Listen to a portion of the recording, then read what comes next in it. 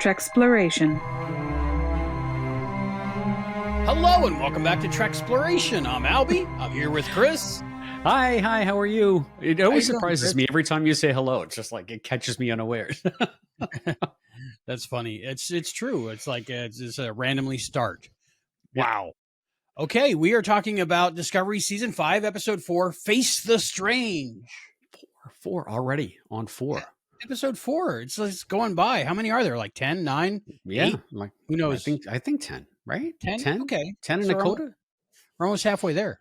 Yeah, it is surprising. I guess when you do 2 episodes off the bat, right? Mm-hmm. It feels like, wow, we're already at episode 4. I always wonder about what's the logic behind that? If you already have these much shorter seasons, they're always doing these double premieres.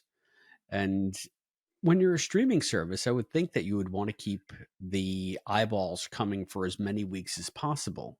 So are you undercutting yourself by a week? And why would you be doing that? I mean, these are for wiser heads than mine anyway.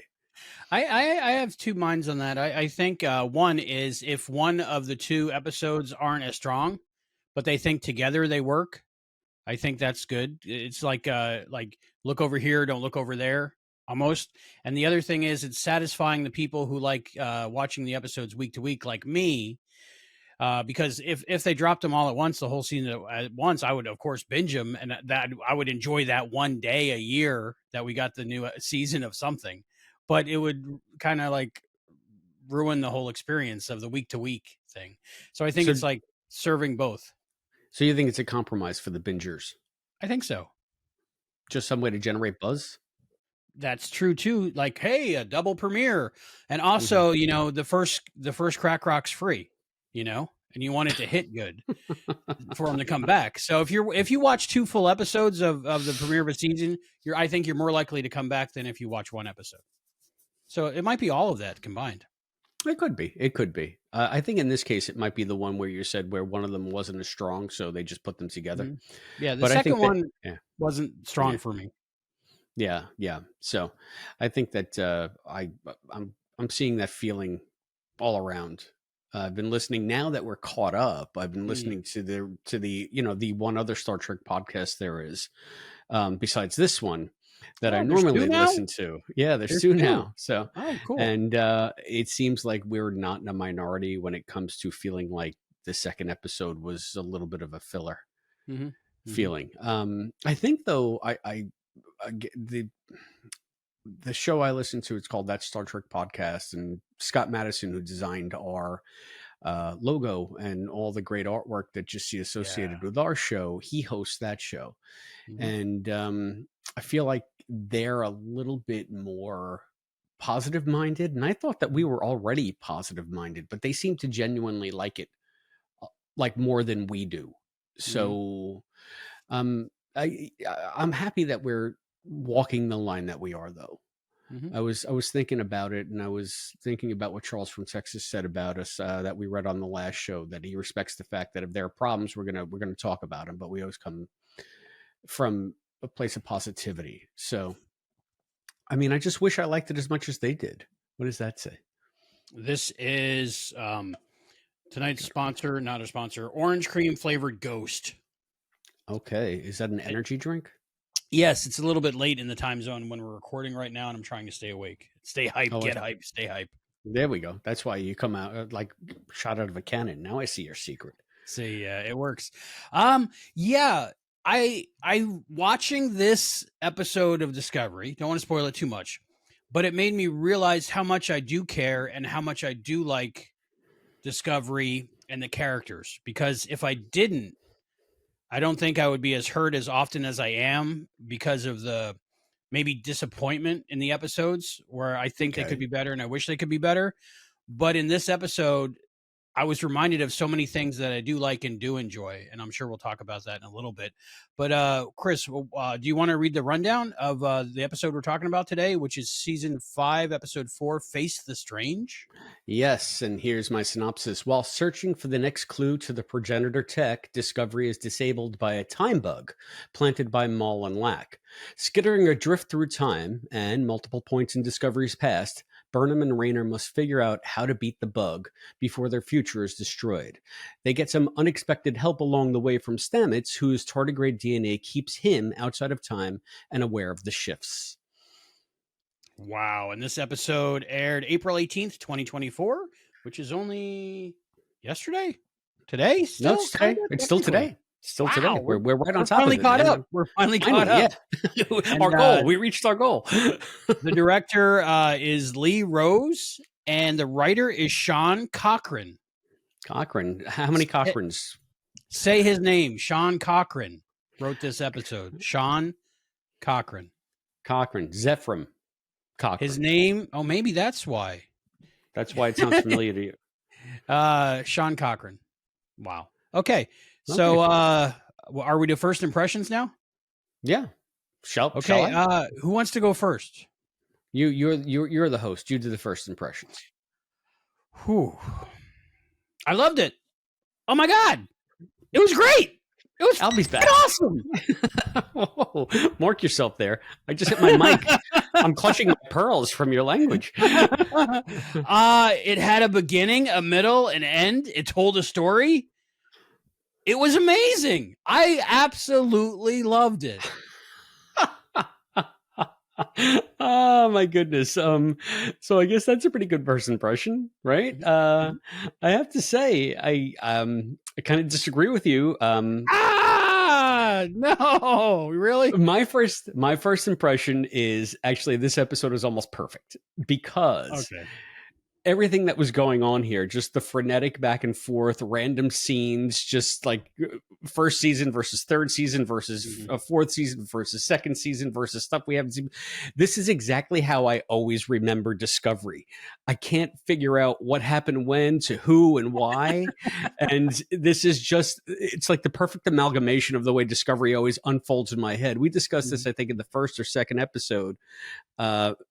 Maybe it's just the way I watch TV now, or maybe it's just my memory is not as good as it was, but I can't keep track of it all anymore. And this episode was almost like they reached into my brain and said, Chris, this is your experience for everyone to see. So it's almost like a look inside my brain whenever I think about Discovery. For all that, I did enjoy it. Good. That or they just did the first 4 seasons and few episodes just so they could do this episode. Okay. So it was all prologue up until you got to the prologue, right? It told a story, beginning, middle, and end. I know that's weird to say that I'm applauding a TV show for doing that, but it was an episode. It was episodic. It was one episode. Yes, it continues into the storyline and it fits in there. There's little bookends either way to let you know where it fits in the overall arc, but pretty self-contained, pretty good, exciting. Time travel. Got to know Rayner more better, I think. I now I like him, so that's working for me. It was great to see Stamets doing his thing. Tig, we got to see Tig. I want to talk so much about this, but I know we got other things to talk about, right? What do we got? Yeah, I mean, before we go all strange facers, I stole that from Supernatural Ghost Facers. We're strange facers. Here's where you can find us. You can subscribe and like and share our Patreon site. It's patreon.com/Treksploration. There you'll find all of our membership levels, or you can join for free. There's content for everybody. There are plenty, and it's the main area where we try to focus our discussion and build our cadre of Treksplorers. That's what we're calling them now, right? You all have your own names now. Fans of this show. There are Leapers and there are Treksplorers. So welcome, Treksplorers. Again, that's patreon.com/Treksploration. You can also find us on Instagram at instagram.com/TreksplorationPod. Albie's posting over there. I don't have the login to that yet, even though it's been a couple of weeks. So I haven't been putting a lot of stuff, but I'll get the login eventually, and I'll start spamming our site with my stuff too. Woo! You can also find us on Twitter at twitter.com/Treksploration. That's at Treksploration on Twitter or X. or you can email us. Always email us. Please reach out. It's treksplorationsPod@gmail.com. And speaking of those Treksplorers, as always, we'd like to thank our current crew. We have our cadet, Scott Seligman. Our lieutenant commander is Cosplay Dad, one of all, and Fantasy Fan, and our captain on the bridge, Charles from Texas. They are all supporting us monetarily on Patreon, which is something you could do. And it will lead to good things like Albie being able to build that fantastic set that just keeps evolving. Watching that set come up behind you is like watching how the first season of TOS evolved visually when you watch it in production order, and how everything kind of changed a little bit over the first 6 or 7 episodes. Just makes me think, if we ever do an episode where we jump around in time, how much work I'm going to be taking stuff down and putting stuff up and relighting. It'll be crazy. So yeah, I mean, I'm just going to keep mine like this. Maybe I'll put, nice. But I'll put the other stuff. I used to have some Quantum Leap stuff back here. So maybe I'll just put the Quantum Leap stuff back, because it's literally like right next to me. So maybe combine the two. Someone stole. Maybe make it an enterprise shelf and you'll have both. Yeah. Okay. All right. I still have a bookmark. Here's my bookmark. It's okay to join your fandoms. Yeah. It's mashing the fandoms. So. Wow. Do we have any feedback? I know we just did an episode, so maybe not, but there might be some. But here's the thing. So we have some feedback, and this actually answers some questions that I've had, because we've been going full bore on Discovery to catch up on Disco, so that everybody who's coming to the YouTube channel can see the newest content. And I think it's what everybody wants to see. But I think we've agreed this is the last episode of Disco that we're going to put up here for free on the YouTube channel, because we have to get back to our stated mission, which was your stated mission of actually reviewing TNG. Yeah. And we kind of stalled out. We did the pilot, Counter Farpoint, and we did the Naked Now. And our Lieutenant Commander Fantasy Fan has written to ask, are you guys going to cover Code of Honor? Of the Next Generation? I watched it, ready for your review, and can't wait to comment on it. So yes, Fantasy Fan, now that we're caught up with Disco, we're actually set tomorrow night to go full bore with Next Gen, and we're going to do this week, before the week is out, Code of Honor, and what's the fourth one? The Ferengi one. The Last Outpost. The Last Outpost, yes. So no vaccine and no Lieutenant Ya. You say that so well. I enjoy parts of Code of Honor, so that'll be fun to talk about. Yeah, I can't wait to talk about that. It's going to be exciting. We just wanted to catch up, because it felt weird being a week or two behind on Disco. I think the 2 episodes up front really threw us, because we were like, oh, we'll do one tonight, one tomorrow night, and that tomorrow night just didn't happen, and then we were a week behind, and now we're caught up. So this is great. It catches up with you. We caught up with it. So here we are, and we're all one big happy fleet. And yes, thank you for the feedback, Lieutenant Commander Fantasy Fan. Yeah, so you will be seeing Code of Honor pop up soon on the YouTube channel. Just stay tuned, and we want everybody to comment on that one. Yeah, then kind of an innocuous episode. Nobody has very strong opinions about Code of Honor, do they? Yeah, I don't think so. I think it slips under the radar most of the time. Yeah, most of the time. So it'll be interesting to uncover some of the lesser talked about things about the episode. Yeah. Anyway, and we did do a poll, even though there are not very many people voting in the poll yet, as we build our community over there on the Patreon feed. You had asked people how they would rate Janal, which was the last episode that we reviewed, and 50% gave it 3 out of 5 stars, and 50% gave it 4 out of 5 stars. I believe that's actually 2 voters. So, okay. So, but I like that. That seems about right?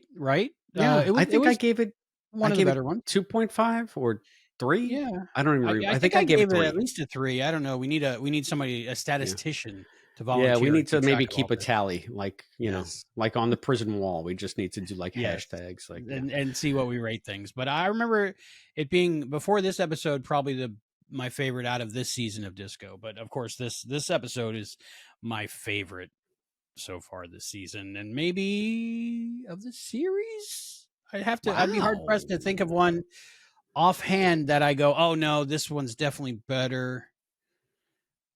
This came together for me. And Well, hopefully, you know what? in our discussion, it doesn't ruin I- well, I think that maybe why you like it is because it also presses buttons that you and I both have installed, which is we love time travel, it. both of us, and we love referencing the canon. And even if it's disco canon, it's still so surreal to go back and see how different the show was when it first came on. Even though we watched it through, even though I've done a rewatch since then of the first two seasons, you just forget how different the aesthetic was and how much it has evolved. Since Battle of the Binary Stars. So Mm-hmm. that was one thing that really stood out to me on this episode. So, um, I mean, if we want to jump into it, Yeah. there was this device that you had noticed in the end of the last episode that it kind of escaped my eye, but it was I'm calling it the time bug. Yeah. Time bug. Yeah. Chronophage. Chronophage, yeah. Chronophage. Chronom. Year of Hell. So it actually connected to Year of Hell, according to your notes. So Yeah. I appreciate No, so those. this is what I I missed that. saw on, I don't know if it was Trek News. I think I stole it from Trek News or maybe Memory Alpha, Hmm. but they called it a chronophage. And I remember, I think I saw some of Year in Hell. And that's Oh, yeah. when I was firmly convinced that I was done with Star Trek and Voyager could go suck it, because it was just this ridiculous thing where everything just starts falling apart. And then, of course, you have the giant candy colored, shiny red reset button at the end. And oh, it's like it never happened. And I was just like, go yourself, you hacks. So I Well, think that, this is our biggest disagreement in Star Trek, and I think we've had this forever. I love Year of Hell. I've always wanted a Year of Hell ending to one of my TV episodes, and while I was watching Year of Hell parts 1 and 2, I was like, "Oh, I hope this has just a reset button, and none of this ever happened. That would be so awesome." Because Yeah. at the time, I don't think Battlestar Galactica had come out, and like so much bad stuff happened, and they just kept going with the series, which was amazing as well. But I Mhm. just love Year of Hell because Red just tells Janeway that she's a dumbass and keeps changing time. It's crazy. I saw it that one time, and I look forward to when we get there 7 or 8 years from now. Um, Watching it sort of with you and through your eyes, and Mhm. at that point with a little bit more, I would hope, respect, and at least, yeah, I guess respect's a good word, or Mhm. familiarity. And I'm much more open minded now than I was back then when Voyager was first on. So I think I can approach it from a different mindset. But hey, we're not here to talk about Voyager. We're here to talk about I'm always disco, talking right? about Voyager. Right. Yeah. What's this episode called? It's called Fight the Strange. What could that Sort mean? of face the strange. Face the Strange. What could that mean? I guess it's just like it's kind of they're in a strange circumstance and they have to face up to it. That's what Okay. I'm going hyperliteral on that. Okay. I guess But you run out of titles after a while too, right? and they kind of used up their title quotient in like the first season when they had like those titles that were 7 sentences long, like the sheep doesn't feel the shepherd's knife during the slaughter of the lamb in the That was a pale good moonlight. one. I did like that one.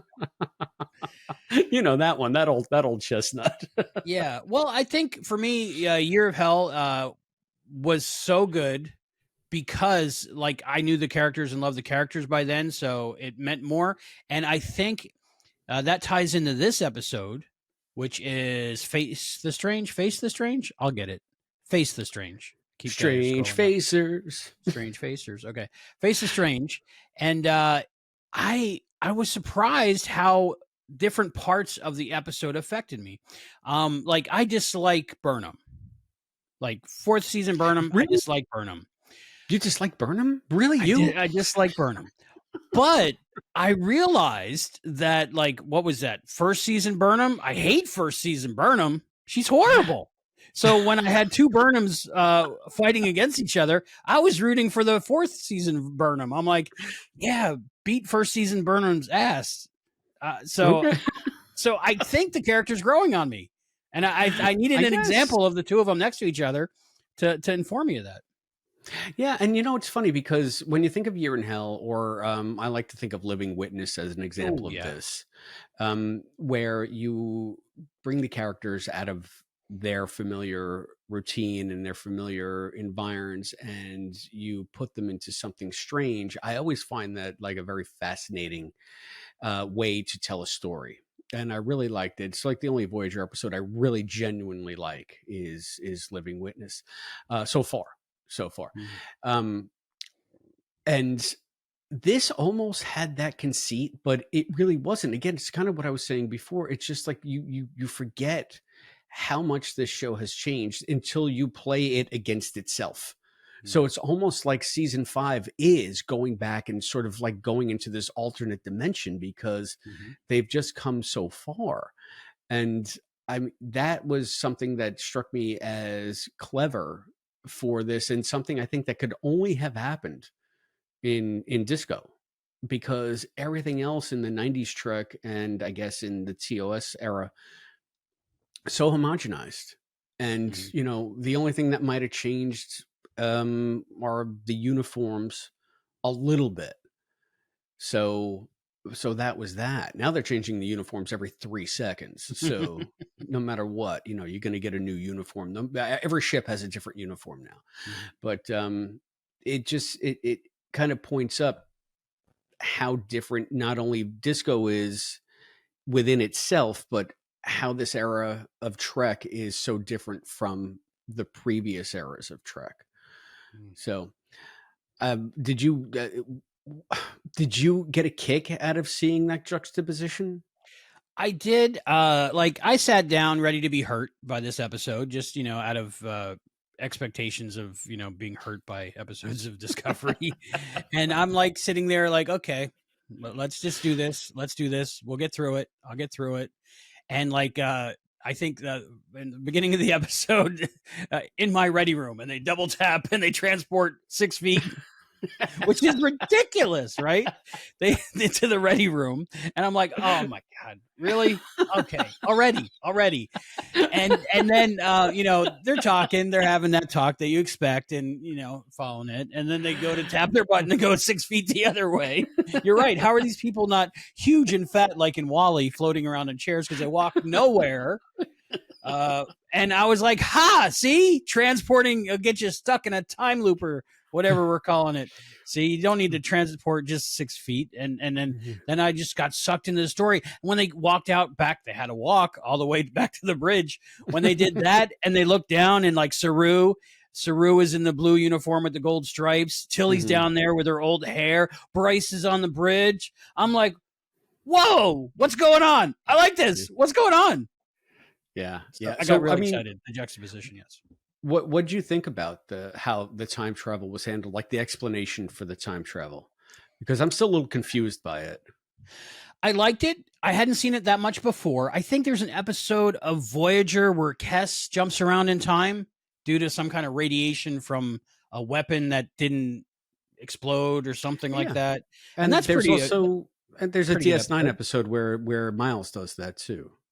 Ah, okay. Yeah. Yeah. So it's been done before, so my brain didn't question it really. I liked that Rayner and Burnham were stuck together. Mhm. And I liked because that was kind of gave me like the next phase vibes, where Ro and Geordi were like together and trying to Sure. solve a Okay. situation. And I really liked that because at the beginning they were like adversarial because they had different command styles and they Mhm. different ways of dealing with the personnel on the ship. And they were butting heads with that. But then they were put in a different situation where they had to work together, classic storytelling, but it worked for me big time. And then when they mentioned Stamets being unstuck in time, I was like, oh, yeah, that's right. Yeah, I forgot about Because that that too. really Yeah. hasn't come up that much since Mhm. it happened. And I like Rayner's reaction, like, okay. Like, Yeah. yeah, Like he's yeah. like, it is Star Trek, so weird stuff's Yeah. happening all the time. So, He's like, I really am the new guy. I got to figure this out. But so, I mean, just to refresh everybody's memory out there, the way the conceit of this was, and I want to discuss this Kretum chronophage because I just don't understand how it works as a weapon. But So the bug, which is this little spider that crawls It's around, cool it's looking. like a mech spider, and for a teeny spider, it's like this big. Yeah. It makes a lot of freaking noise. I mean, it really is a noisy little thing. And just before it melds, it can like meld into bulkheads, and it can, it's just this a more Magitech. But Programmable matter, I was I guessing. It was like guess, yeah. But semi-sentient if it's left programmable over matter. from like the That's Krenim, the true. Voyager, I guess Well, it's they've not bad. evolved. Maybe. They could have gotten the tech during the temporal Cold Wars. Someone could have gone up time, gotten the tech, and brought it back as more advanced weapons, like escalation, right? Mm-hmm. But the conceit of this is that this thing then will attach itself to a ship and then somehow unstick the ship in time so that the crew is incapacitated because they're jumping through time, but they don't realize it. They're skittering through their past and their future, and it's like the pendulum swinging back and forth. Or they had an hourglass motif when they were visualizing it on the episode. I don't understand what that looks like if you're not on the ship, and how that's an effective weapon. Because is the ship just then phasing in and out of existence in that one spot throughout time, or obviously it's moving in space, because we see the disco go from far future to a dry dock in San Francisco. So is it just the crew that's affected and the ship is the staging ground? I don't know what this weapon is supposed to do besides get rid of an adversary, just make them vanish in time. My thought is, it's from Year of Hell. The technology that the Krenim had was to be able to have their ship be unaffected by outside time. So I think it works on the same mechanism as that.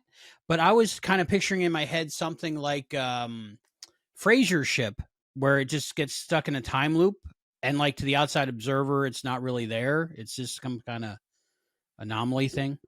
But Captain Fraser kept on going through the same thing, over and over and over again. They were going through their own future, past, future. So I think that's why it's a good weapon, because unless you were unstuck in time due to mushrooms or happen to be transporting 6 feet, you wouldn't know what was happening. So I think in the original timeline, I think that's what Zora says.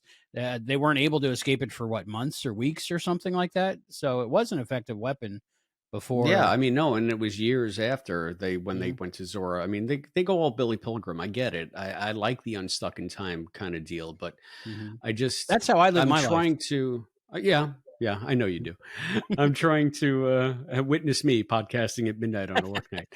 I think that it's just the time travel purist in me and the writer in me who wants to understand the parameters of this. And they don't really go into it because it's really not that important. The only thing that's important for you to know in this is that this thing makes the ship travel through time, and by some freaky random coincidence, Burnham and Rayner were just about to beam out the second the ship gets unstuck in time. So they were dematerialized, and then they rematerialize, so they're outside of the loop, yet they're still somehow on the bridge.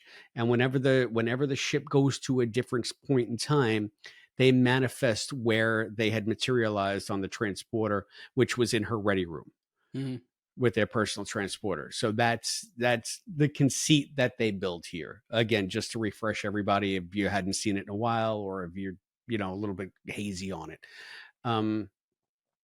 I think that's a fantastic coincidence, but I don't especially mind it. It's a little hand wavy, but I don't mind it because of the story they're telling. And a lot of great episodes of Star Trek have a little bit of because show in it, just to get it to go. Otherwise, there wouldn't be a story. It made me think of two things when you were speaking. One, what do they use the transporter rooms for now? Are they just like storage sheds?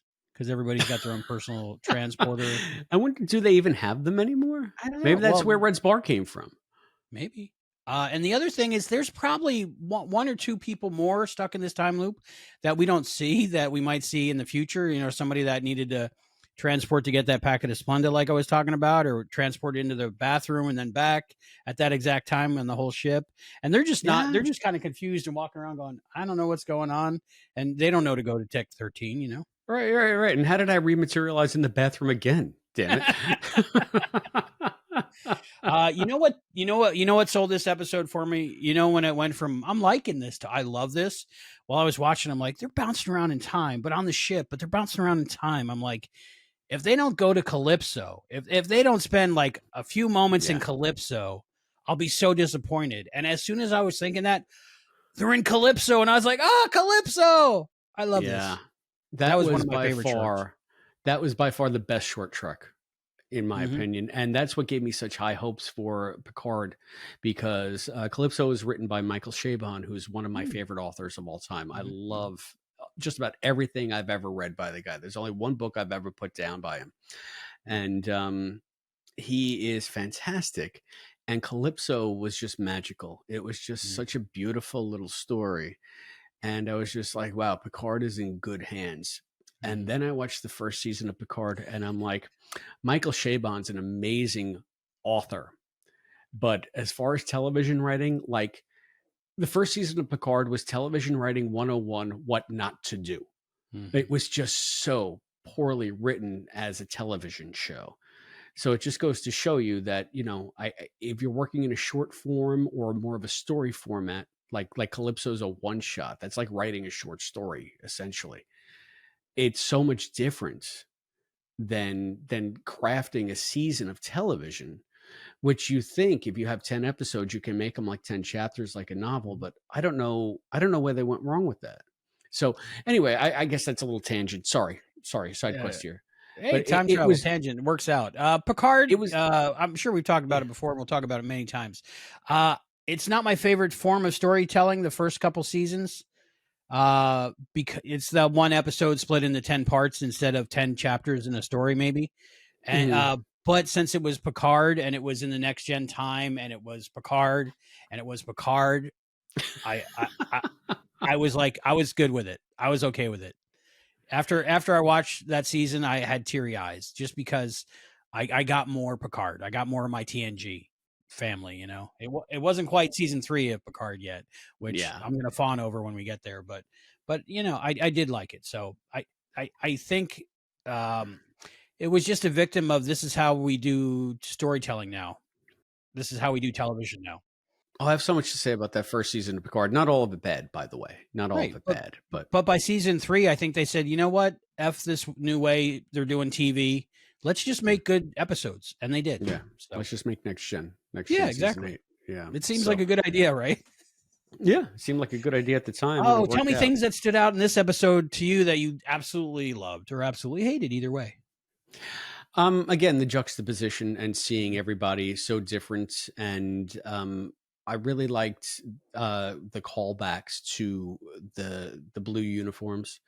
And I remember when I first saw them, I was really aggravated because we didn't have the gold, blue, red scheme that you would have had in TOS. Or actually, no, for them it should have been gold, beige, and blue, because services was beige, not red, in that time. And I think that when I saw those uniforms first, I was just like, what are they doing? Because I remember seeing, this is how silly it was, but I remember one of the first preview images for Disco was it was a blue tunic, but it had a services, now they call it ops, but a services delta on it with the little backwards question mark.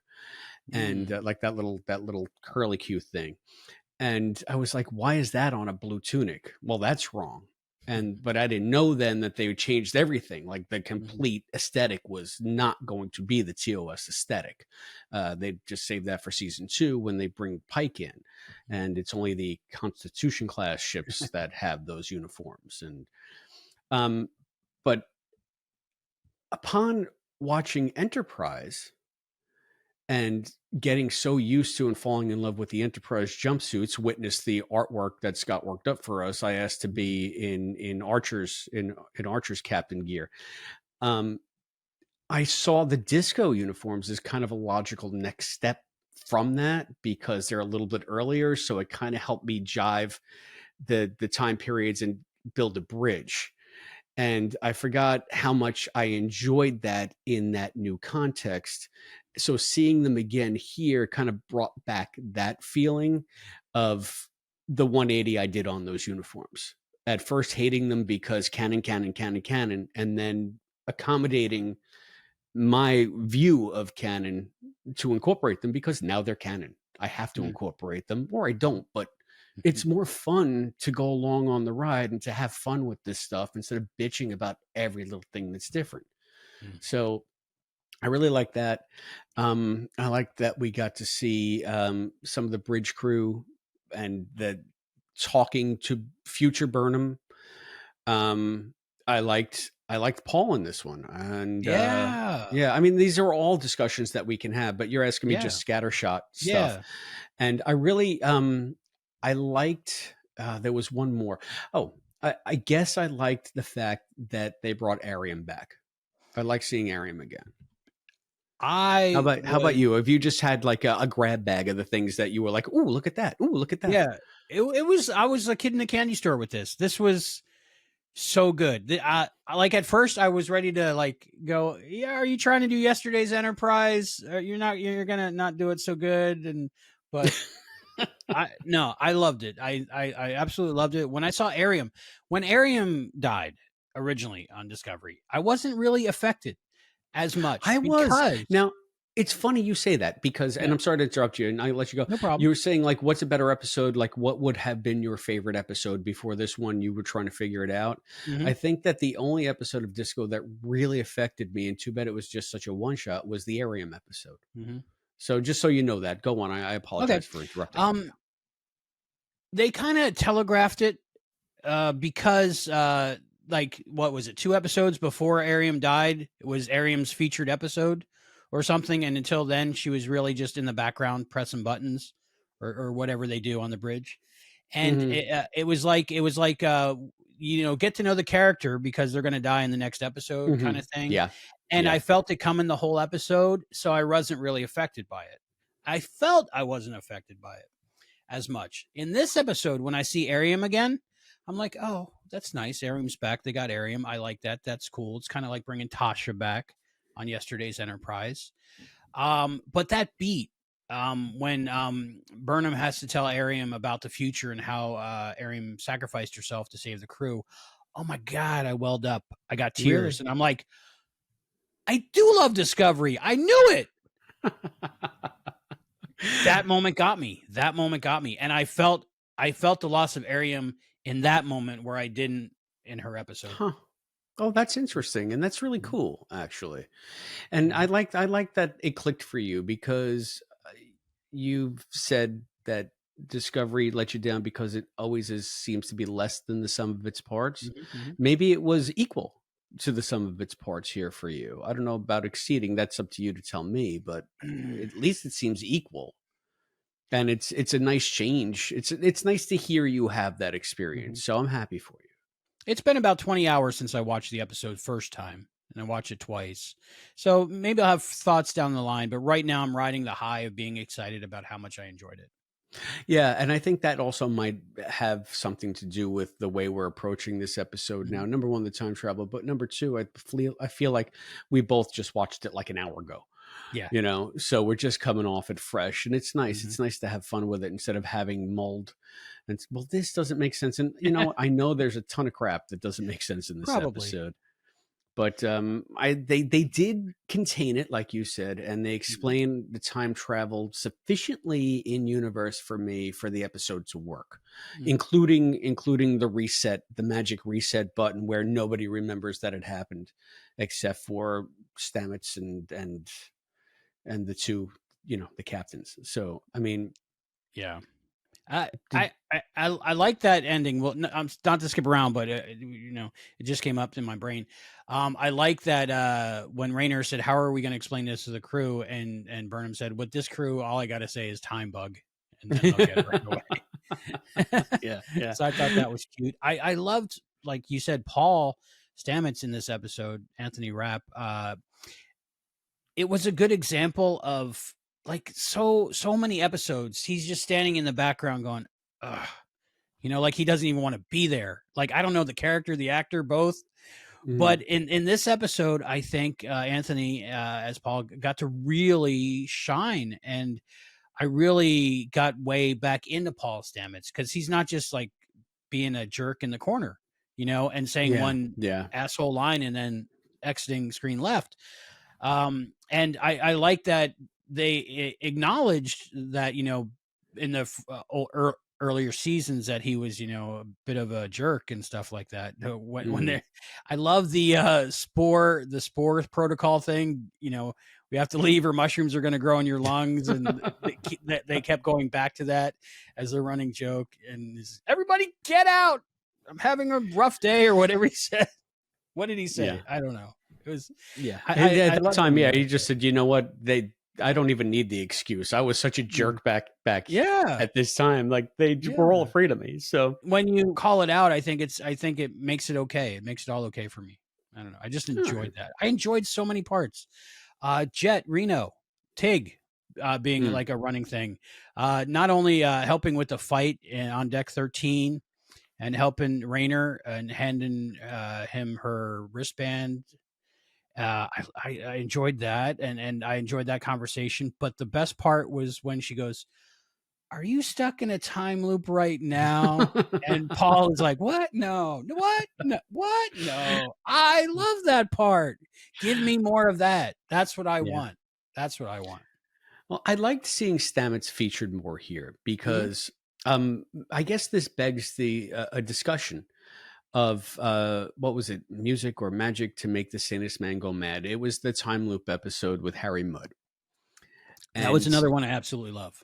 See, and that's one that I couldn't stand because here's why. And upon reflection, the Groundhog Day thing has good novelty in the beginning, but as a necessity because of the needs of narrative storytelling, the characters need to grow and learn and change and react. Whereas in a Groundhog Day type story, they have to start from square one all the time, every time. Like the character themselves might realize they're in a time loop, but everybody they interact with, it is as if it's the first time. But they can't keep doing that. So they start taking shortcuts, and people are more comfortable with the idea of it than they should be. And it's just so you can fast forward to a different part in the plot and advance the story along.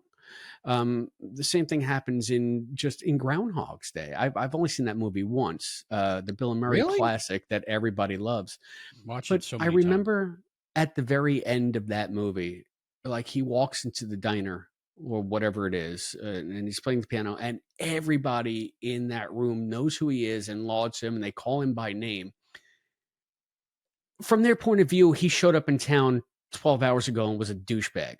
But by the end of the movie, you need that character moment. You need that narrative thrust. So I always find that as a weakness in the Groundhog Day conceit, the time loop conceit. So, that was because but he went through the whole town fixing every single thing. So he helped everybody out that day. He changed a tire. He got a kitten out of a tree. He did all these different things. Yeah, I still think he'd be that weird stranger that's been running around town. That's true. Regardless. But if I get free WrestleMania tickets from somebody, I'm going to like them. Just saying. Oh, got you. All right. Fair enough. If I got free opera tickets from someone, I'd raise a glass to them when they were playing piano in the diner. Exactly. But my point there with that rambling soliloquy, and I'm sorry, is that episode of Disco had an out. But because they're so hyper focused on every episode being about Michael, they missed it.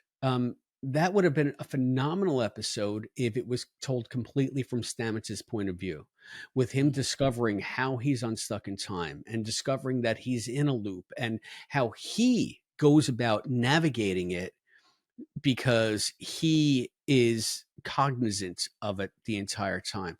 I felt like it was a much better way to tell that story, but they couldn't because they were focused on Michael. And if I recall correctly, Michael had to learn it anew every time as well.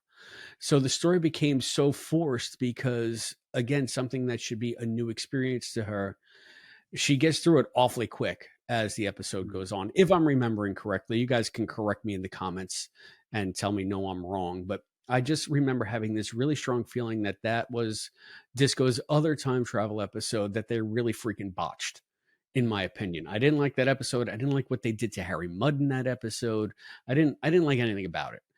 So I think that this kind of fulfilled the longing that I had for that one, because Paul had a much more direct role in all of it.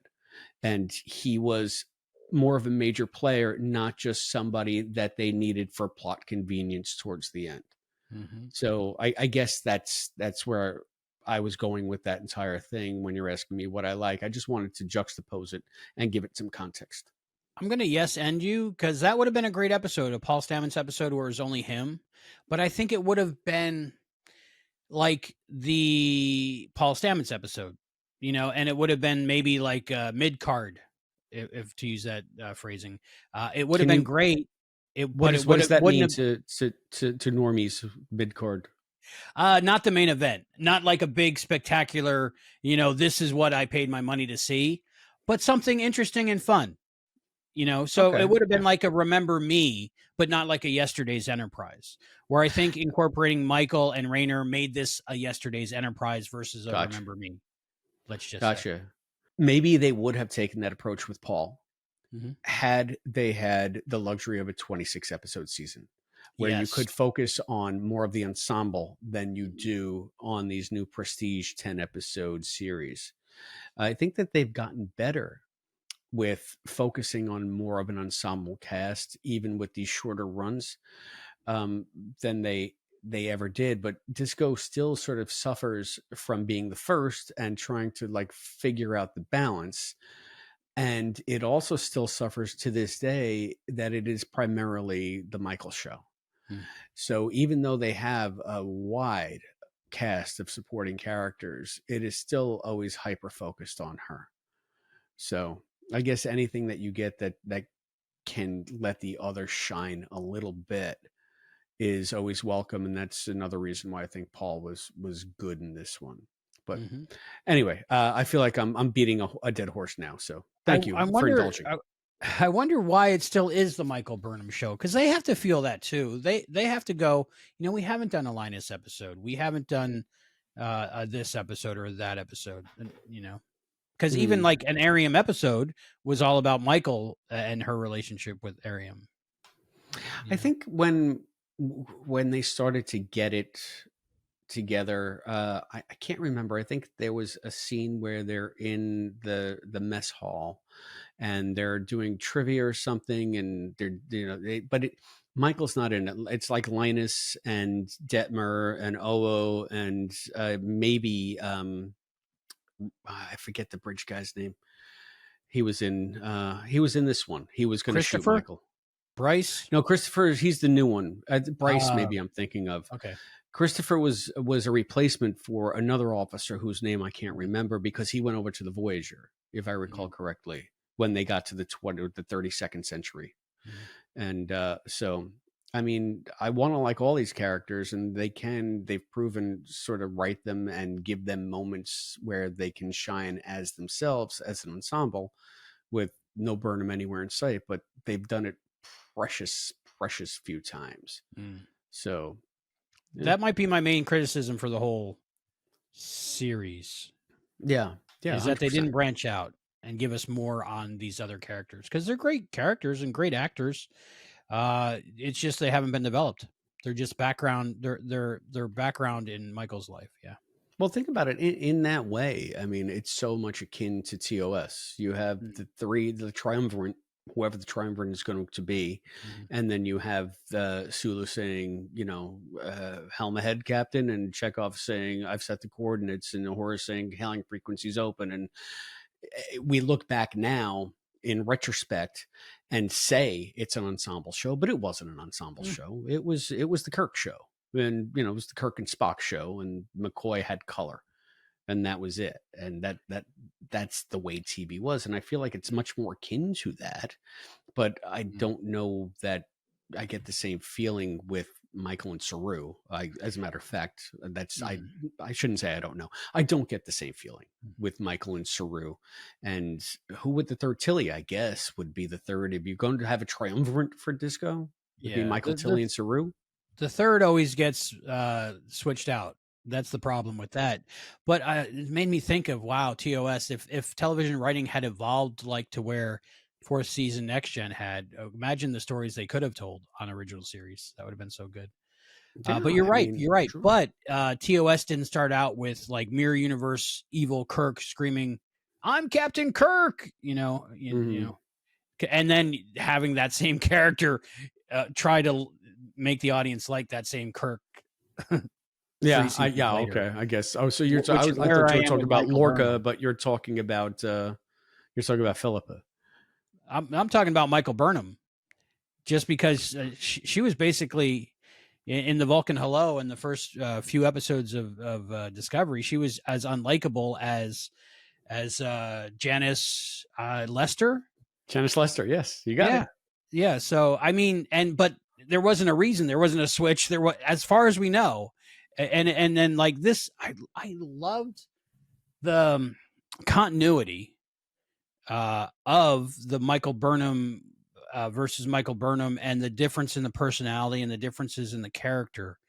I loved that they didn't glance over that and make it both just the same Michael Burnham now and just in a different outfit and hairstyle or something. I liked that. I disliked old Burnham so much more than new Burnham.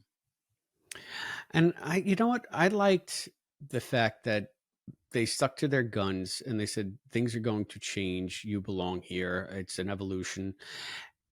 Here's the thing. I know that we're kind of crapping all over first season and the Burnham character in general, but Burnham did what she thought she had to do because she had a perspective that was unique that nobody else had. So the mutiny was a result of her trying to circumvent what it was that she caused. I'm not saying that she was right. I'm not saying that this, that she's like the anti-hero that we need to root for. But I am saying that at least they tried to make it come from a place of honesty for the character. And this is what the character would do. And the character's so dedicated to averting a certain course of action, knowing how you need to deal with Klingons when you first see them. You don't be all lovey-dovey. It's like the Vulcan hello. You smack them in the face and say, "What are you doing here?" At least her heart was in the right place. It went completely pear-shaped, and we wound up with this angry, weird, who knows why you're here character.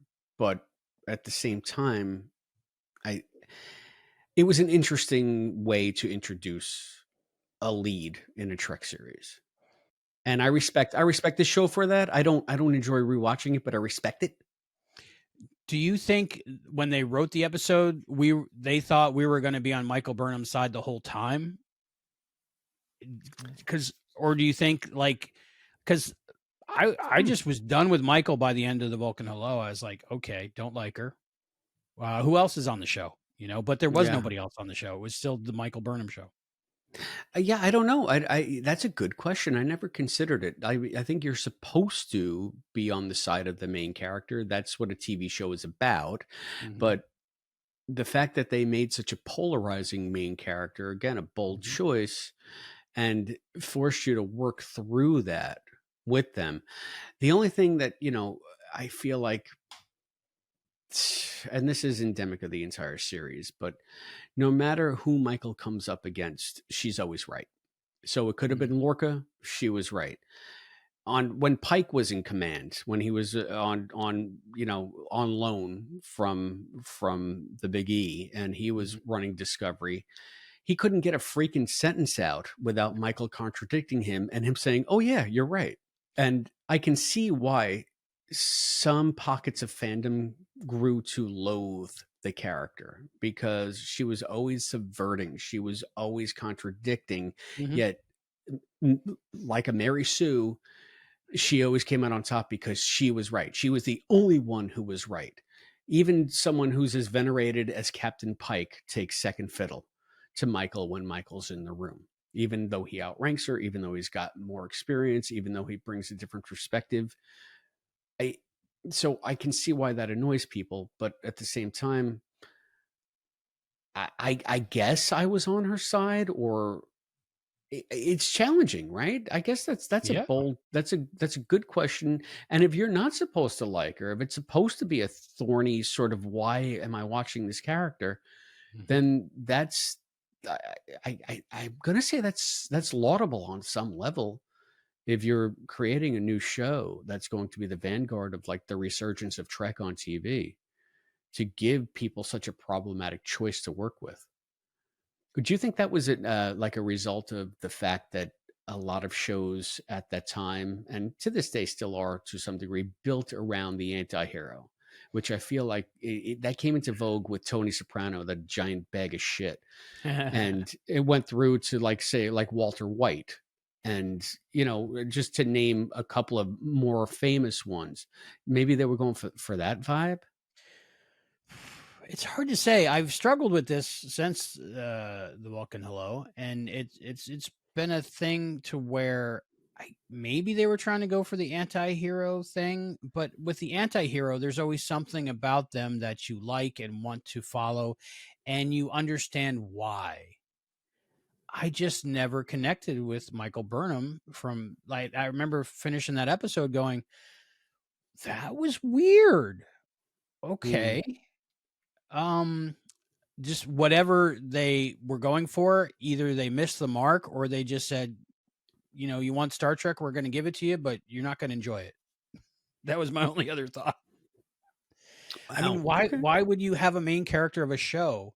Who would come back to a show except us? Uh, to watch a show about a main character that you dislike. It just doesn't Yeah. make sense in my brain. See, and I Um, guess Michael grew on me, and I have those feelings that you're talking about now with mhm. uh, Mirror Giorgio. Okay. I couldn't stand that character from the jump, and the fact that they tried to make her like this important part of the crew when every line was a bad one liner, like everything had to be a freaking zinger. And Michelle Yeoh, I'm sorry, I don't think she's a very good actress, or at least not as Giorgio. I felt Mm, like they gave her the wrong kind of stuff to do. And yeah. when you have a character whose funniest line in a show, in an episode, is Hugh is taking care of her and he tells her that she's got to do something differently, and she says, "I'll have your children killed." And that's funny, like that's supposed to endear us to you, Space Hitler. And so that's the way I felt with Giorgio. Maybe they were trying to do that anti-hero thing the way that it fell flat for you with Burnham. It actually actively aggravated me with Giorgio, and I feel like they're finally getting it right, especially in this episode with Rayner, because Mm. Rayner comes in as abrasive, and he's supposed to be abrasive, and you're supposed to not like him. And here we finally are getting the evolution that we knew was going to come. But all right, we knew it was coming. We knew it was coming, so we know that you're manipulating us. But damn it, I loved it. Yeah, they Yeah. shot Rayner big time, and they had to do it quickly because we only have so few episodes. Maybe they would have got there eventually with Jellicoe. I don't know. They did a great job with Shaw. I think Michelle Yeoh is an amazing actress. Everything, Everywhere, All at Once. Have you seen that yet? I saw it. I thought she was really good in that. And Yeah. yeah, like I'm saying, I think that she was just, for whatever reason, the character of Giorgio, from Mhm. her portrayal to the way they wrote her to everything about it, was wrong. I every I time she came on screen, it was a drag. I blame the showrunners. I blame the writers. Uh, uh, our universe, Giorgio, original Giorgio that died. Um, I think she was good. I think they tried to recapture that magic by bringing Mirror Giorgio over, but I think that was the wrong way to bring Giorgio back because it's not her, it's somebody else. And then they tried to quickly hand wave and make you forget that this isn't Giorgio, this is Mirror Giorgio, and just transpose the personalities by making her pretend to be herself. I think, but I don't blame Michelle Yeoh at all. I think it was definitely what they gave her to work with. All right. I mean, she was supposed to be vampy and irreverent or whatever, and it always came across to me as, oh, she's just a cruel monster. Yeah. And I'm supposed to somehow be warming to this character. It ain't gonna happen. Right. So they should have brought her back as the original JoJo somehow. I mean, you can do it in an episode, and we would have bought it. Yeah, I mean, it's Star Trek. Yeah, exactly. Yeah. But that makes me look forward to Section 31 and see what you think of it and see how that goes. So, I'm gonna be. You know what? Year, next year, I think it's coming out later this year. Right. Maybe early next year. Yeah, I gotta say, with Chris, I'm not normally someone who approaches something as a hate watcher, but I feel like I'm inevitably going to be hate watching the Section 31 movie. Hopefully it'll surprise you.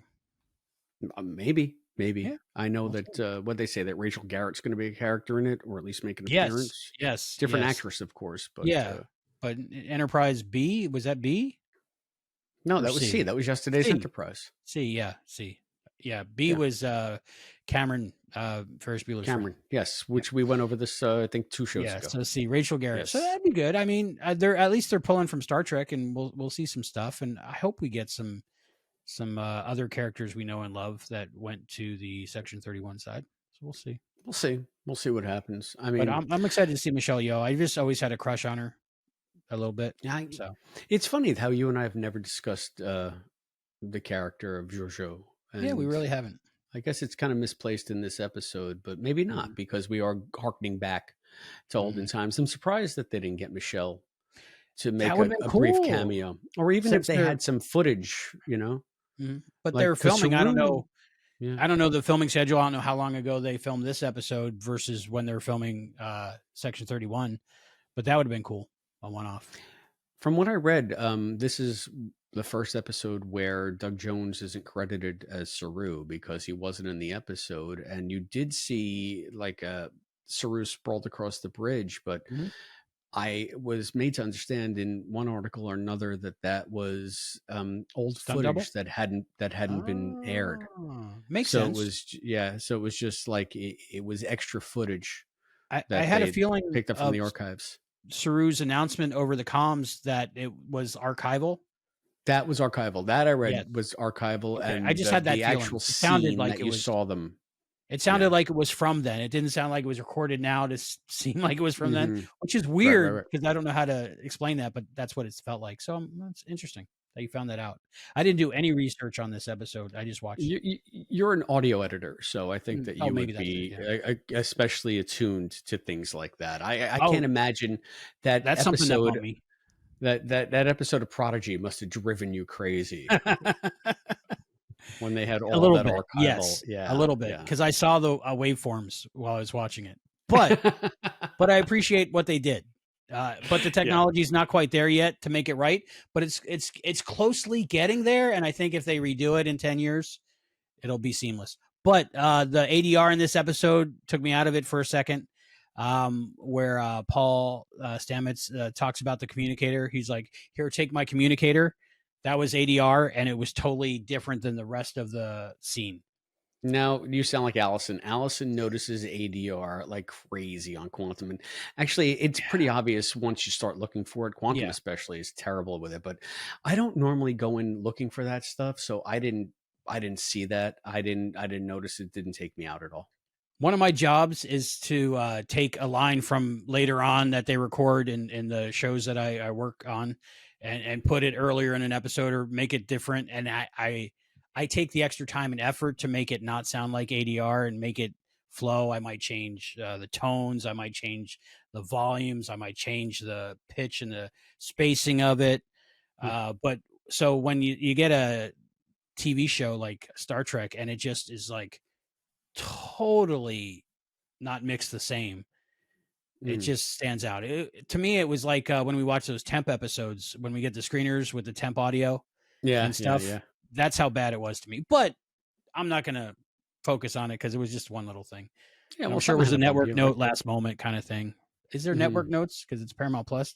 Are they getting notes? I got to think Plus? if there are producers involved, there are notes. Okay, but like to make it more clear, here is my communicator. It's obvious, but I guess because in the current season, and I guess since they've been to the future, they really don't have communicators, so they had to mention what it was. Yep, and maybe it was for Rayner's benefit. Maybe. Oh yeah, because he wouldn't know what a communicator was, really. Yeah. He's just double tapping all the time when he needs anything. Yeah, you can double tap and go to where you want to go somehow without even giving any coordinates. I don't know. So 6 feet. We've had this discussion. To the left. But see, that's what it'll get you. Laziness will get you stuck in a. I like that it wasn't a time loop. They didn't go to time loop again. They went to a shifting time back and forth, and it wasn't on regular intervals. And yes, there was a pattern, but you had to figure out the pattern, and it expanded and it changed because of space time. And that was great. I love that. What do you think of the science of it? Other than I can't fault it for, again, bringing a. I want to say that this is one of the more original time travel conventions that I've seen on TV in a while. I'm trying to remember if I've seen something like this before where it's all the back and forth and throughout, but it's hard to do that because so seldom do you have shows with multiple seasons and different looks and different histories that you can go to make like a Trials and Tribulations as an event. To do this is just a one-off because you can just, I think, also speaks volumes to the way TV has changed and the way TV budgets have evolved, and just what you can do now on a TV budget is so phenomenal. And this is essentially a bottle episode. That is also what is mind-blowing. Aside from that part on the planet in the beginning with Locke and Maul, this is like the ultimate bottle episode, but it's just like so much fun. And you don't feel like you're stuck on the ship the entire episode, but you are. It's just, 9 different versions of the ship. So what did I think of the time? I kind of loved it because it was the perfect vehicle to tell the story they wanted to tell, and it kept everything fun and light, and it gave it some stakes where it needed some stakes, and it gave them the out that they needed to have the reset at the end, which I guess I'm a little bit more forgiving about now. So now I want steak. Maybe that's why I appreciate it more. I was talking about earlier a few shows ago about how I love those like bottle episodes and those self-contained ones, and how Discovery's always overdoing it, and not just throwing bells and whistles, but whole music scores into each episode, and the unlimited special effects budget, which is overdone all the time. Like if there's supposed to be like a few ships, there's 1,000 ships. If there's supposed to be a few probes, there's 1,000 probes. It's just overdone and desensitizing. But in this episode, I think the special effects were done so well. And there was practical effects too. The flashing lights on set to communicate that the time jump was coming. I liked that, and that it wasn't digital. Yes, there was unnecessary lens flares that didn't make sense from lighting standpoints. But it's like, where'd that lens flare come from? There's no light source. It's just like they applied a filter for the whole episode. Anyway, but I really appreciated the special effects in the Burnham versus Burnham fight scene. I'm not one for fight scenes. I don't care either way. I'm a lover, not a fighter. But when I watched it, this was the first Star Trek, Captain Kirk versus Captain Kirk, and every example afterwards, that it didn't look hokey. Like in the original series, when you watch the new Blu-rays of it, you can obviously tell it's stunt doubles, sometimes 2 stunt doubles, and they're like mid shots, and you see their full face. So we went from that to this episode, where of course they have to be doing special effects because there's 2 Michael Burnhams. I did see a little bit of the behind the scenes on the stunt double and stuff. Looked nothing like Michael, or Sonequa. but the special effects were done so well in that fight scene that it looked like two Sonequas fighting each other. Yeah, to me it did. Couldn't tell where the seam lines were. I couldn't tell any replacements. I couldn't tell anything. And I think that's the kind of special effects I like, the ones that are almost invisible. Like, obviously they had to use them. I didn't see anything. It wasn't bad. It wasn't distracting. It was very helpful to the story. Yeah, I mean, to me, I am always willing to suspend my disbelief when it comes to stories about doubles, because I just think that that's really freaking neat. Yeah. And, you know, it can be overdone. Looking Back to the Future too, with Michael J. Fox playing 4 different characters in the same scene. Mom, and you Mom, can is really that you? Yeah, exactly. And you can really see the seam show where they were joining the shots together. Hydrate level 4, please. Exactly. Fruit. Go up, retract. But for the technology they had at the time, which is pretty much analog technology, they did amazing. Yeah, but what I'm saying is, if I can get through that scene and still love that movie, then, or the 2 Biffs in the front seat, they still didn't fix the door in the diner. no, that sticks out every time. It takes forever. Yeah, but I mean, but again, so I enjoy the conceit of the double. I enjoy the conceit of 2 different characters, or the same character from 2 different time periods interacting. So to me, I didn't know if they were going to go there. And then when they did go there, I said, you idiot, of course they were going to go there. That's what this whole episode's been building towards. And I was right there for it. I was like, yay. Not only the Michael Burnham show, but the Michael Burnham and Michael Burnham show, co-starring Michael Burnham with Michael Burnham, special guest star Michael Burnham. But how can both Burnhams be right? Because they're always right. Oh, that's what it was. It was matter and antimatter, because they both had to be right, so they exploded.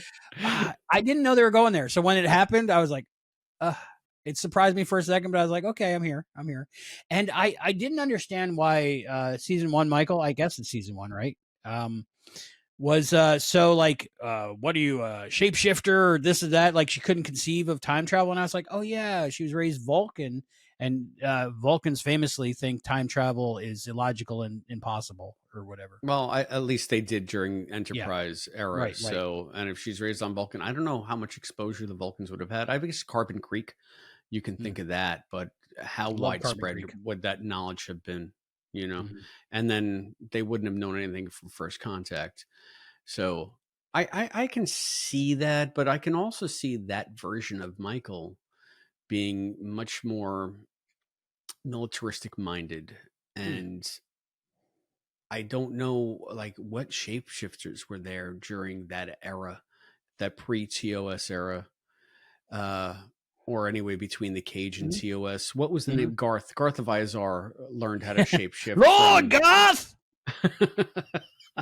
Learned how to shapeshift from, I don't remember which species it was. But, what he learned to shapeshift by just concentrating.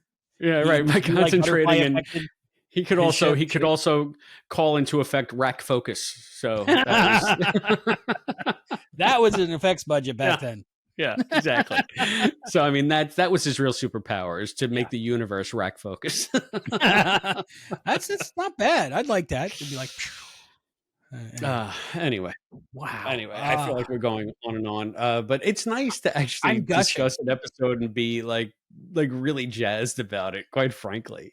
I'm enjoying gushing. I love this one. This one I would buy on Blu-ray. This pisses me off because I might have to buy the season because I like this episode.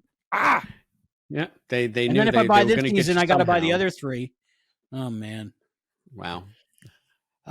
Anything we haven't talked about in this episode yet? Oh, I was disappointed because I was looking forward to Blue Del Barrio having more to do, because I thought the whatever spider, the time bug, but they were just at the beginning and at the end. So I was disappointed by that. But other than that, I really enjoyed the episode. Did anything really bump you or disappoint you? No, you know what? I got to be honest with you. It was a Deer's little thing at the end that helped me kind of understand what was happening aboard the ship, even or after the fact, because they said maybe this explains why I blinked and 6 hours had passed. And okay, so now we're getting the subjective view of what happened to the rest of the crew during that time who weren't aware of the time shift. And it is sort of like Captain Fraser. It's like Bateson coming through that wormhole in that episode with the Enterprise and the Picard and the one the Klingon that's on the bridge, and that one, that show. That show. And if you think about it, the weapon wouldn't be very useful if it hadn't distracted them, right? Because that was the whole point, to get them stuck, so they got distracted. So I guess what really the upshot was, and I guess Maul and Locke got their wish, because they were able to get there. The disco was somehow disabled again. I don't know what they see. Is the disco sort of there and frozen in some kind of time bubble? Does it appear and disappear sporadically? Is it just gone because it's skittering through time and not where they are? Because it's skittering through space as well. I'm just so confused. Or is that localized? Because they even asked, is this like a mental thing? Is this like a neurological thing? But obviously not. But regardless, they get there and they're gone, and they have figured out the clue, and Disco still hasn't. That's one thing that I did like, is that they didn't have to shoehorn in them finding the next step. They're just like, well, looks like they found it and they're off to the next place. We have to stay here. We have to find it too, but we'll catch up to them. So that didn't bump me. That kind of helped me. I have questions. Maul and Locke, I like that little opening scene. At first I was thinking that maybe we're misjudging Maul, because maybe she's actually a good character trying to do good, because she was getting back at one of the people that poisoned her people, like vigilante, let's say. But then when you fast forward to the Calypso era, then no, they had sold the weapon to the Breen, and the Breen had destroyed the Federation, and so not so good person probably. So they even though they're like Bonnie and Clyde and on the run, and just like what word would describe them? What word am I looking for? Rogues, maybe. I don't know. Rogues is good. I mean, but their actions are going to be more damaging and they're more threatening than I get from their characters. And I can see maybe them backpedaling. All you saw was the aftermath of Disco not getting the technology. They assume that it's Maul and Locke that got it, that led to this, but who knows? Maul and Locke might have gotten it, but the Breen might have killed them for it. And maybe they gave it over involuntarily or whatever. There's no real telling how that future came to be, other than the fact that Disco didn't rescue the future. Is the Calypso timeline undone now? Because did this time bug cause the Calypso ship to be empty for so many years? Or is that because the Calypso timeline was always anachronistic?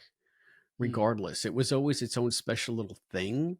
Right. So I always just put that aside as outside of canon, as just a beautiful little short story, sort of. But now it fits in an adjacent Discovery verse.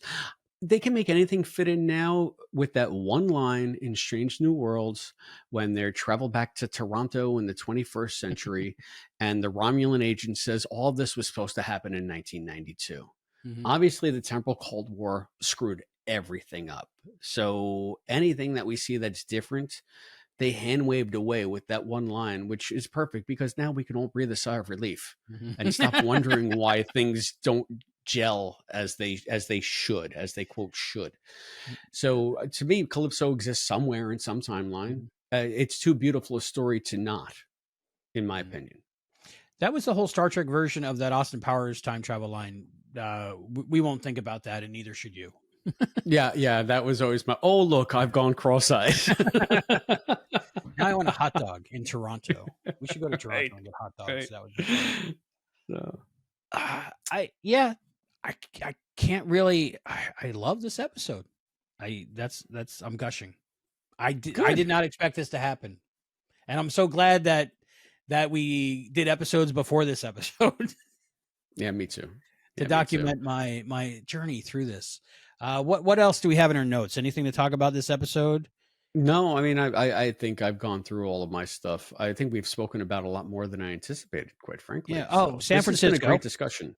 Did you want to go through the different time things just so we think about Oh things? yeah, I mean, I took these from again Trek News, Hmm. and these are not in order, but the Okay. jumps that we saw were the battle with Control in the season 2 finale, uh, the Discovery first season under Lorca's command, um, the Discovery following the Red Angel, which was Michael, through the wormhole to the 32nd century, which I guess is the end of season 3 or season 2. Yeah, I I like think the it's season offhand two. line that. Oh, that was me. That was Yeah, funny. yeah.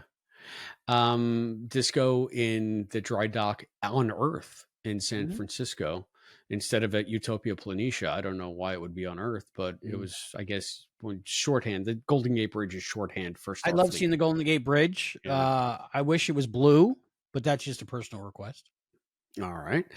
Then Osira's attack on Disco, scene, I guess Hmm. that was last season. Yeah. And that was convenient because everybody had the right uniforms when they needed to have the right uniforms. Mhm. Um, and then, of course, sort of the Zora Shades of Calypso timeline, the far future where everything is destroyed. So Battle with Control. Is that when they had the guys in the tactical uniforms with the motorcycle helmets? I believe that might have been the one where Osira's people were taking Oh, over. okay.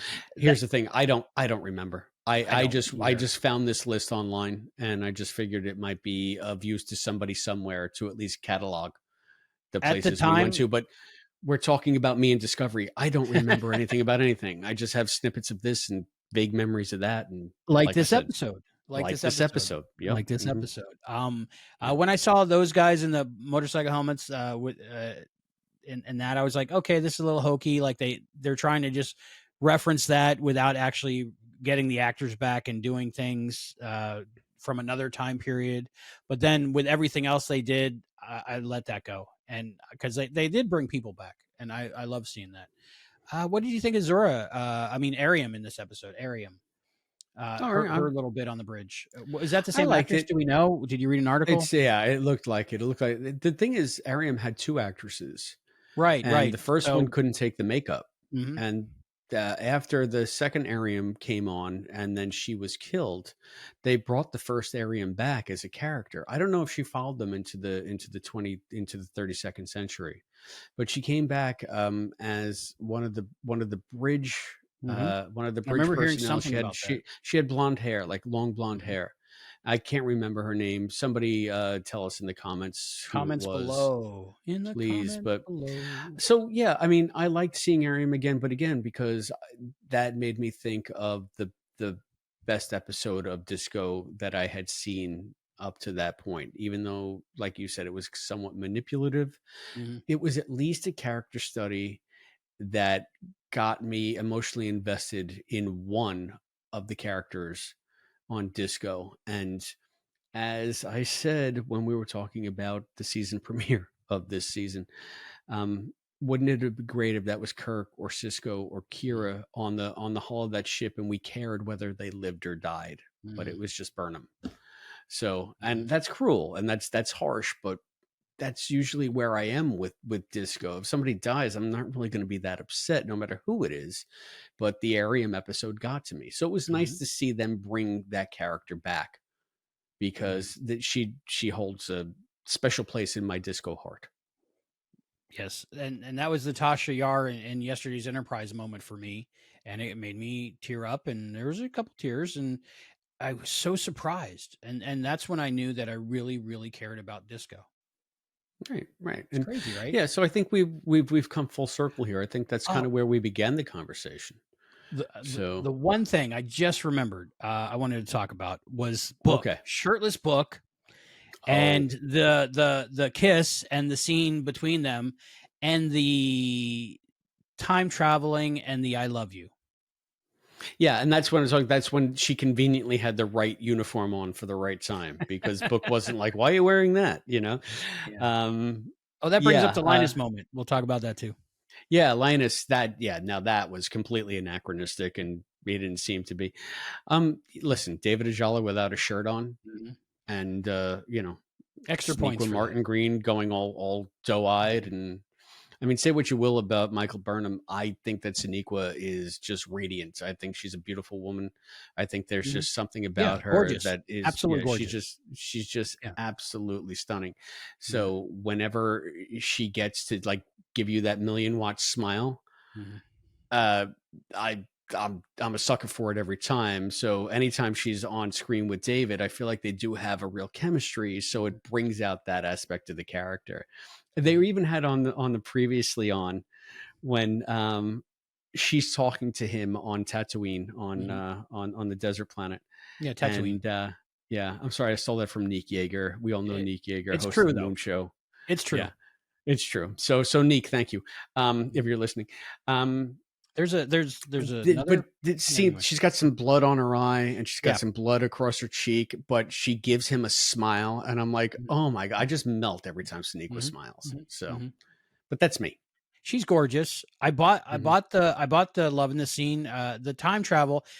You know me, right? I've been on quite a dry spell for a decade or so. You know, I love love. I'm an emotional person that loves being in relationships, and I haven't been in one. And I've Well, often can I give everybody perspective? sure while I drink my energy When drink.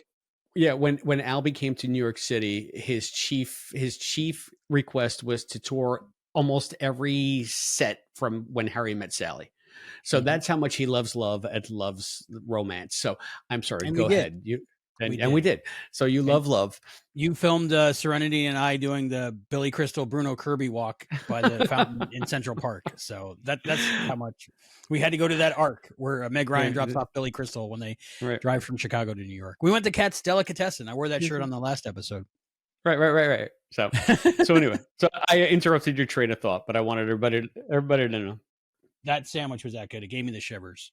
Good. Anyway, I love love, and I often had daydreamed because relationships evolve, they change over time, people change over time, people grow apart, and I find myself thinking back on my life because I'm at that stage in my life where you think back on life, and I think of like past relationships I've had and people that I've loved and the moments that I've loved them.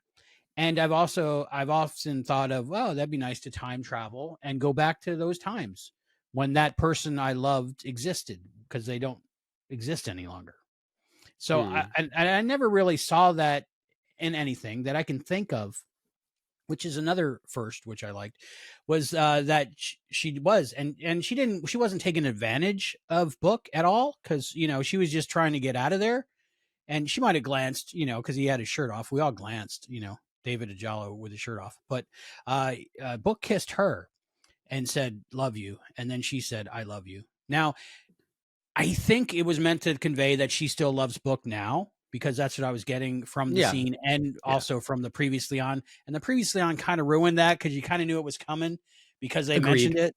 But Yeah, again, that's where we got that smile with the blood on her face, which yeah. is somehow even sexier. But when she said "I love you," I don't know if she was saying "I love you" to that Book when they were in the relationship before things happened, or she was saying I still love you," and that was her way of saying it out loud finally of what she's been thinking so far this season.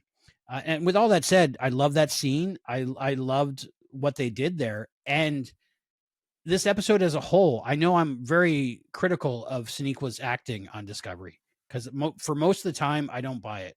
This episode, I bought it. Good. I was in. I saw Michael Burnham. I didn't see Sonequa. Great. So wow, I Good. think I I'm did a total glad. 180 on this episode. Yeah.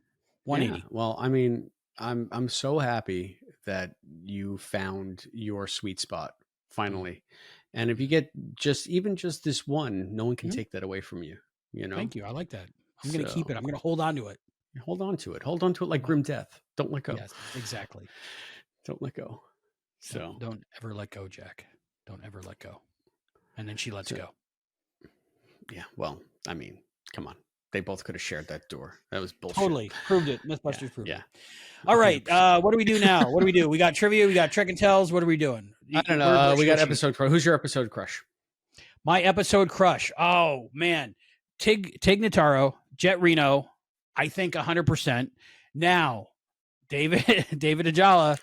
gave her a run for the money, but I had to, I already gave Book a crush this season, and I think Jet Reno in this episode was amazing. I think if anybody else in the time, not loops, but whatever it is, the unstuck in time back and forth, I don't know what we're calling it, but I think if anybody else remembers, it's going to be her. And I just want to see them in the mess hall at one point talking to, I want Jet to be talking to Paul and say, you were stuck in that time loop, weren't you? Or something. I don't know. But I just loved her performance. I loved her through story in it. And just anytime she's on screen, she just does it for me as a character, as an actor, just that whole feeling, that tone. Total crush on Tig Notaro with this episode. Yours? Mine was the double Michaels. That's my episode crush. Michael versus Michael. Mm-hmm. I could see that. I could see that. Yeah.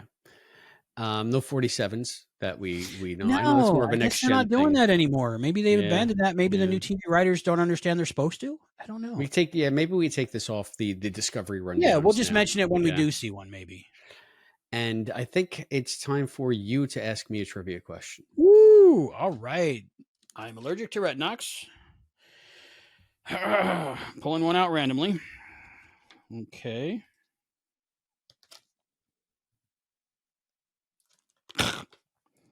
You might know this one. Okay, I'll ask it anyway because I don't know. This one I couldn't tell you. I could probably do most of it, but okay, you ready? Yep.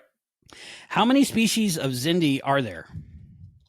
Oh, it's funny because I think I heard them ask this question on Madison versus Madison on that Star Trek podcast, and there are the insectoids, the reptilian, the arboreal, the I guess they're the humanoid ones, primate. Primate. Yeah. The fish, the aquatics, and then there's the avians, which have died off. So I think there are 6. We see 5, and we see the skull of a 6th. Am I missing one? You're more accurate than the answer on the card. It says 5: primate, a reptilian, arboreal, aquatic, and insectoid. The 6th species, avian, is extinct. Yeah, so you're right. Exactly right. Very good. Okay. Very good, sir. All right. I like Enterprise. Yeah, it's a great show. In the motion picture First Contact, in what holodeck simulation do Captain Picard and Lily Sloan try to hide from the Borg? Oh my goodness. I love that scene. I love that they sing. If I want you to know, it's not just because I think you referenced it a few episodes ago. Yeah, The Big Goodbye, of course. Yeah. The Big Goodbye. The Big Goodbye, a Dixon Hill adventure written by Chris Hewlett, Sanger, Texas. Nikki the Nose. Hey, I'm going to take that personal in a second. Mm-hmm. Nikki the Nose. Like you did, Ensign Lynch. I included that in my Picard song video, actually. Good.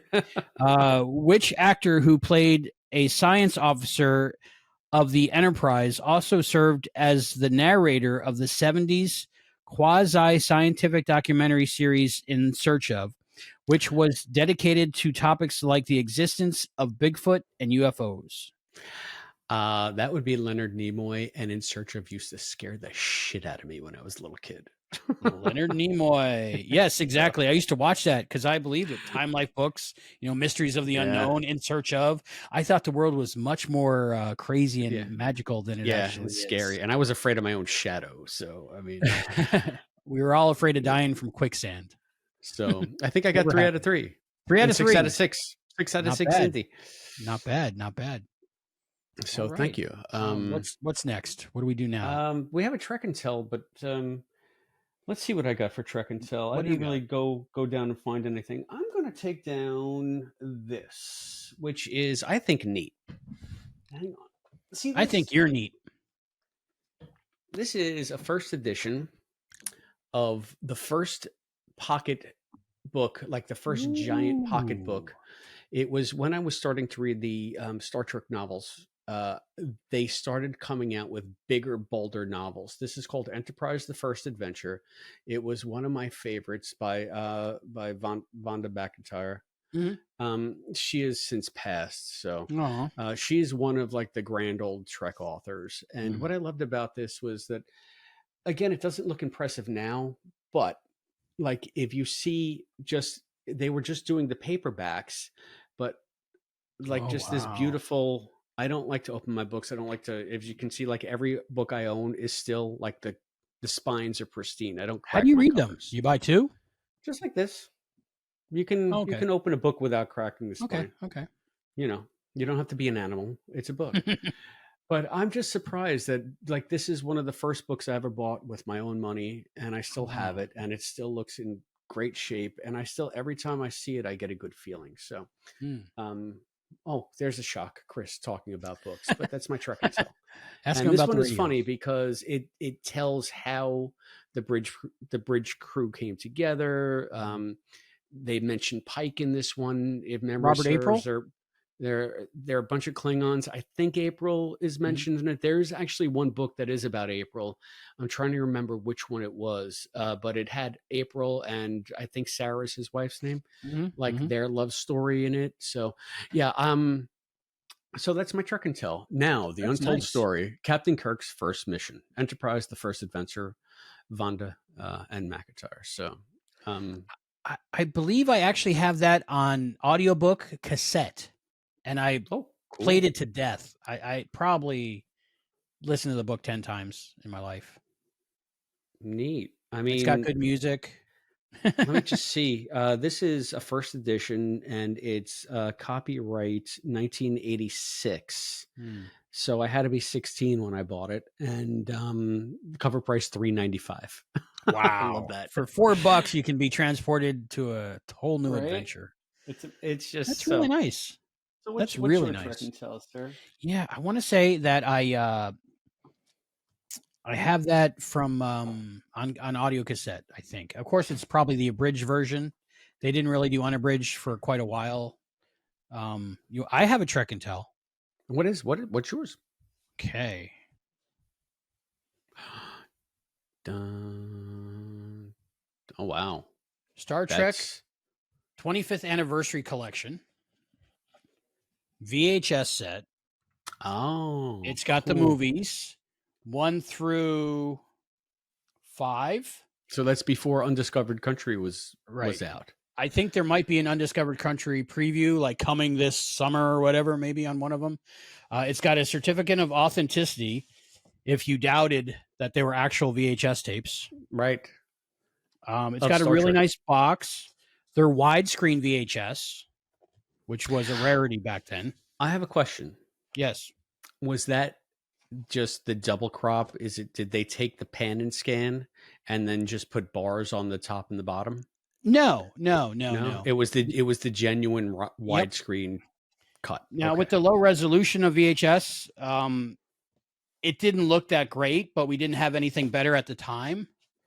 So seeing it in widescreen was amazing because you're used to just the close-ups of the pan and scan.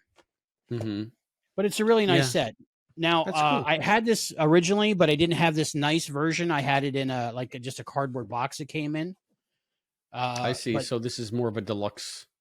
Yeah, this is like a deluxe edition. I think the one I had back then was the pan and scan because, there wasn't ways to just get anything you want back then. But this I got later on, but probably about a year ago on eBay. I found it for pretty cheap, and I was like, yeah, that's nice. And then I bought it, and I was like, oh, yeah, there's another set, white set with all 6 movies on there. So then I think I have the white set. I don't know if I ordered it or not. I have a stack. I don't know if I sent you a picture, a stack of eBay boxes I've never opened. Oh, so I'm sure. Before I order them. But I might have it, might not. But there's another set with all 6. You can just sell them again. and then there's another set that has Generations like shrink wrapped on to the 6. And they didn't make. I'm sitting here. I'm sitting here in my mind saying, why does he buy all of this physical media? What use is? And then I realize I'm surrounded by books that I've had since I was, a teenager. So your physical media and my physical media are different, but they're still just physical media. You smell it, you feel it, you hold it. Yes, I can just double tap my communicator or my Roku remote and watch any episode or movie I want. But there's something about taking it out and putting it in and hearing it and then the previews and the lo-fi of it. I don't know. It was like $6 plus $4 shipping. So $10. I got something that was like $59 when I wanted it back when it came out. So cool. Yeah. I have a little anecdotal story about the Enterprise, the first adventure. Please share. There are Klingons in there that are doing Shakespeare, but I think it's Klingons. But anyway, there's like a movement to modernize the language of Shakespeare and take the poetry out and just have them say what they're saying. And I believe it was Klingons that were doing it. And I was taking a Shakespeare class. And I had just mentioned to the teacher, I don't remember what context it came about. Oh, I said, yeah, I was reading a book where they were saying it in like modern vernacular, not in the poetry, not in the stanza. And he's just like, oh, what book was that? I mean, and I said, you wouldn't be interested. Don't worry about it. Like I wouldn't answer him. But then we're leaving the class and some guy came up to me and he's just like, you're talking about Enterprise First Adventure, right? I was like, yeah. So it's, we're there. We're all, even if we're sneaking around the edges, Now I want to read that book. Now I want to read it because I think I've listened to it many times, but of course, probably reading the full version much better. Again, if you want to do like a bonus book show once a year, twice a year. I mean, we had fun doing it. We make each other read each other's favorite books. We have each other read each other's favorite books. Yeah, that'd be cool. I mean, I'm always for reading, so. Yeah, I like Shakespeare. I watch Shakespeare stuff, and I never understand what they're saying, but I understand what they said. Is that how it's supposed to work? Yeah, no, that's funny because when I was first exposed to Shakespeare, I could understand why people on a stage, watching it on a stage, could get the gist. Because when I was teaching myself to read Shakespeare, and you have to kind of teach yourself to read Shakespeare, because I don't like poetry. I'm not a poetry guy, but reading basically through the language is how I taught it was almost like those Magic Eye. Remember those Magic Eye 3D? I have one of the Next Generation about the D. But that's kind of what I used to do with Shakespeare. My Shakespeare volume is around here somewhere, but I would read it and I would have to get into the cadence of the language. And then once I did, I could sort of see through the language to the points that they were making. And I was never like, there are people that I can't stand the conceit of a book where a character speaks in Shakespeare. Like to me, that's bullshit. But I was never like swept up in the poetry of it, but I was swept up in the emotion of it, like the emotional impact of it. And I always enjoyed everything I ever read by the guy. So, I mean, to answer your question, that's a long answer. Yes. Yeah. For me, like if it's something's more difficult or in a different language or a different style and it's more difficult for me to understand, I don't blame them. I blame myself for not learning how to understand what they're learning to pick up what they're putting down. So I try to teach myself those things. And I've enjoyed some Shakespeare. Did you know they got Back to the Future written in Shakespeare? That's something to check out. I'll give it a shot. Yeah. Hey, what are we talking about here? All right. We are talking about how people that have watched thus far can join our crew and get more episodes of us talking about Discovery, because I believe this is the last one that's going out on the free channel. That's true. Yes, all the other ones are just bonus episodes for our Patreon members, our crew members, right? Let's find out all about that, Chris. Tell me stuff. So go to patreon.com/Treksploration, and there you can find out how you can contribute and get access to all of the rest of our coverage of Disco for season 5, the final season of Disco. Become a Treksplorer over there. For as little as $5 a month, you'll get all great shows just like this one. I gotta tell you, this is one of the favorite shows I've ever done with you. It's like maybe the 5th one that I've ever done with you, just you and me, but I really had a great time with this one. So I can't wait to keep this vibe going.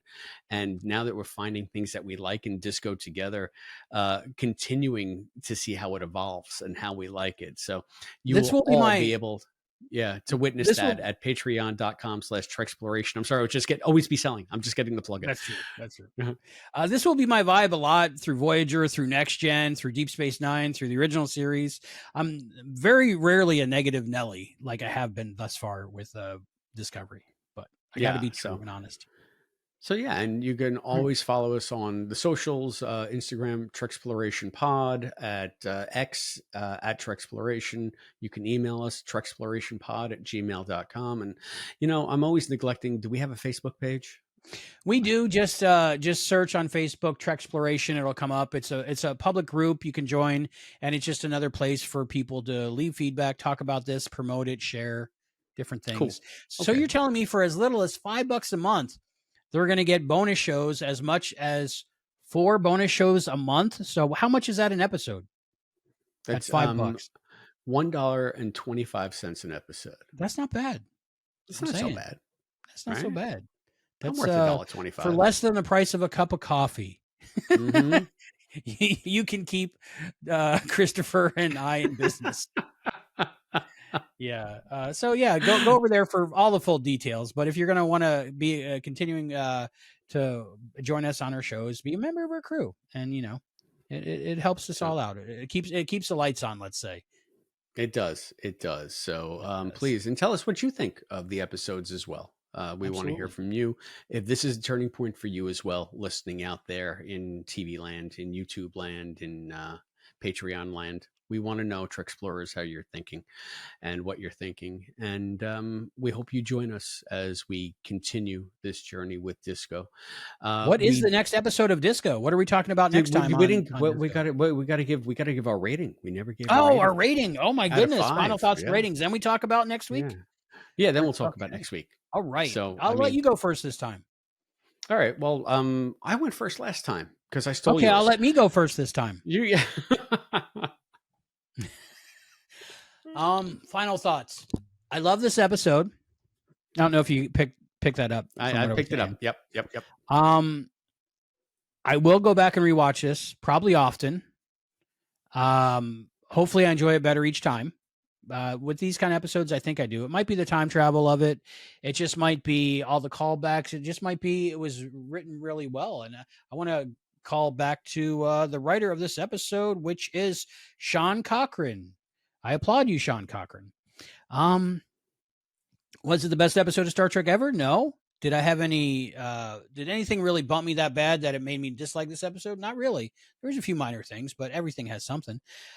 Overall, positive experience. I loved the writing. I love that it was a complete story. I love that it was an episode and not just part of a long, drawn-out story episode thing that they do normally. I actually liked Sonequa's performance in this episode. I like so many of the interactions. I'm going to give it a 5. I'm going to give it 5 Turbo Lift complimentary Linuses. Huh? There you go. She really did look good in red. Red's her color, I think. I tell you. Yeah, well, I'm loving Linus more and more. I'm gonna buy the book. I don't know what they're gonna do. If I ever see a action figure, I'll pick it up. Linus, Linus, like action Zero. Something about him. Cool. Well, I'm pretty much everything you said. I really enjoyed this episode. I was engaged pretty much throughout. I liked the fact that it did have a time travel conceit that wasn't overused, but was genuinely entertaining to me and made sense within the context of the episode. That always works for me. So I'm just happy to be entertained. I'm happy to be entertained by a time travel story, and I'm always extra happy to be entertained by an episode of Star Trek that's a time travel story. So, I mean, it's got everything going for it. I am going to give it 4 dazzling Sonequa smiles out of 5. Oh, wow. I'll take it. All right. That sounds good.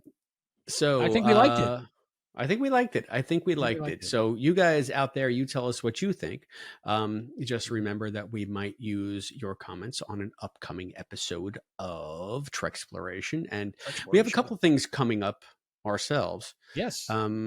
Next in our Disco recap, which is going to be for Patreon members, it will be season 5, episode 5, Mirrors, written by Joanna Lee and Carlos Cisco.